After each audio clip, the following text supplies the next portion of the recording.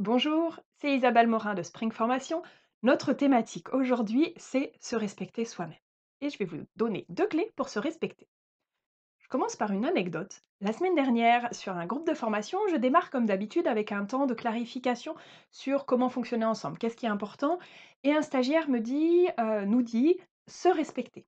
Alors j'ai demandé à préciser que représentait se respecter. Est-ce que c'est respecter les autres, se respecter mutuellement, ou est-ce que c'est se respecter soi-même? Il m'a répondu comme une évidence qu'il s'agissait de respecter les autres. Cette évidence ne me surprend pas. Moi-même, je suis très imprégnée par notre culture qui considère que quand on prend soin de soi, on est plutôt égoïste et que c'est pas cool pour les autres. Or, j'observe combien c'est important de se respecter soi.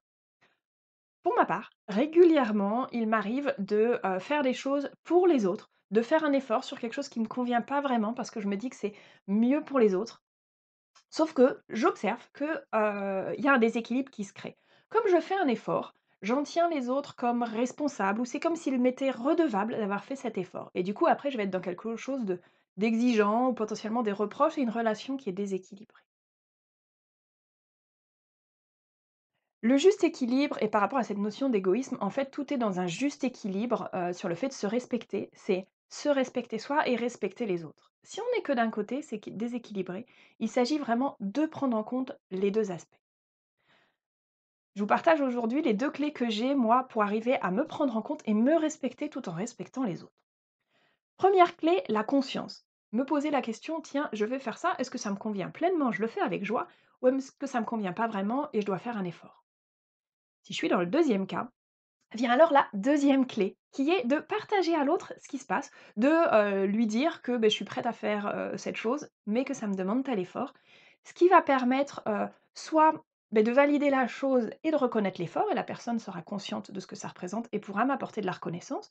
Soit à l'inverse, bien souvent, j'ai été surprise de constater que la personne n'avait pas du tout réalisé l'effort que ça me demande et qu'à ce moment-là, ça vaut pas le coup et d'elle-même, elle propose, de faire différemment et on trouve autre chose qui se trouve, beaucoup plus respectueux de soi et de l'autre. Alors je suis ravie que ce sujet se présente maintenant, je suis ravie de vous donner ces 2 clés, juste avant, Noël puisque c'est une période où souvent, il y a beaucoup d'obligations, de choses qu'on fait pour les autres.